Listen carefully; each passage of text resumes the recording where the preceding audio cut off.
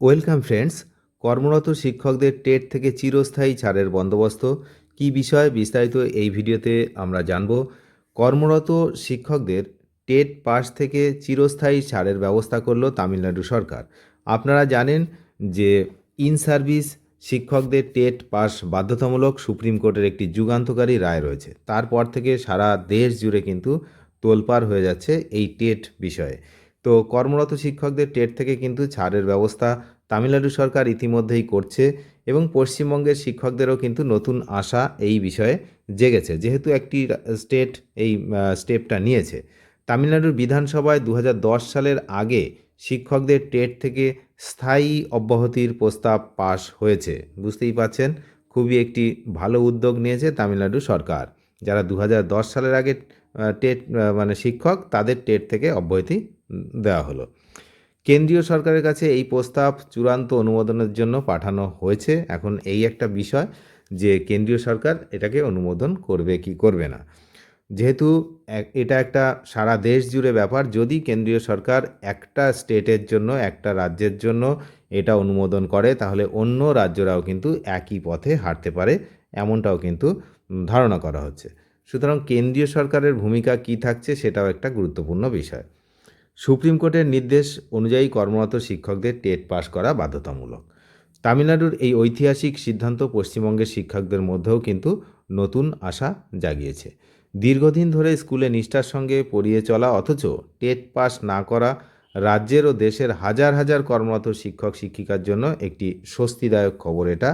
বহু বছর ধরে ক্লাসরুমে পরিশ্রম করা এই শিক্ষকদের মাথার ওপর টেট নামক পরীক্ষার খাড়া ঝুলছিল দীর্ঘদিন ধরে।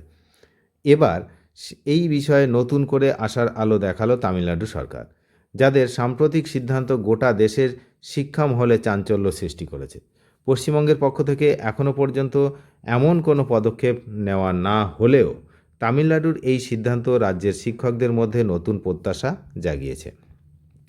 25শে আগস্ট 2026 এই তামিলনাড়ুর বিধানসভায় একটি অত্যন্ত গুরুত্বপূর্ণ প্রস্তাব পেশ করা হয়।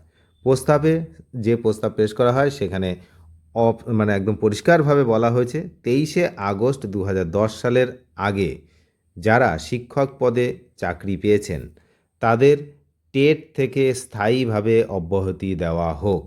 রাজ্যের স্কুল শিক্ষা মন্ত্রীর উদ্যোগে পেশ হওয়া এই প্রস্তাবটি বিধানসভায় সবার জন্য কিন্তু এটা গৃহীত হয়, যারা ছিলেন তো মেজরিটিতে গৃহীত হয় এবং এখন তা চূড়ান্ত অনুমোদনের জন্য কেন্দ্রীয় সরকারের কাছে পাঠানো হয়েছে। তামিলনাড়ু সরকারের হিসেব অনুযায়ী তাদের রাজ্যে কেন্দ্রের কাছে তামিলনাড়ুর মূল যে দাবি এবং তার ফলে পশ্চিমবঙ্গের শিক্ষকদের ওপরে এর অর্থ কী সে বিষয়ে আমরা একটু আলোচনা করব। 2010 সালের আগে নিয়োগপ্রাপ্ত শিক্ষকদের টেটের যে বাধ্যবাধকতা থেকে চিরস্থায়ী মুক্তি দিতে হবে, এটা কেন্দ্রের কাছে দাবি করছে তামিলনাড়ু সরকার। একই সঙ্গে কর্মরত শিক্ষকদের দীর্ঘদিনের অভিজ্ঞতা ও অবদানকে জাতীয় স্তরে স্বীকৃতি দিতে হবে। আরও কি না, এই ছাড় যেন কোনোভাবেই সাময়িক না হয়ে সম্পূর্ণ স্থায়ী বা পার্মানেন্ট হিসাবে ঘোষিত হয়। এই কথাটা কিন্তু কেন্দ্রের কাছে এইগুলোই কিন্তু পাঠানো হচ্ছে তামিলনাড়ু সরকারের পক্ষ থেকে। তো এই যে বিষয়টা, সেটা কিন্তু পশ্চিমবঙ্গের শিক্ষকদের জন্য কী অর্থ দাঁড়াচ্ছে, যে তামিলনাড়ুর এই প্রস্তাব এখন কেন্দ্রের বিবেচনাধীন রয়েছে। কেন্দ্র চাইলে সংশ্লিষ্ট আইন বা নীতিতে সংশোধন এনে এই ছাড় মঞ্জুর করতে পারে।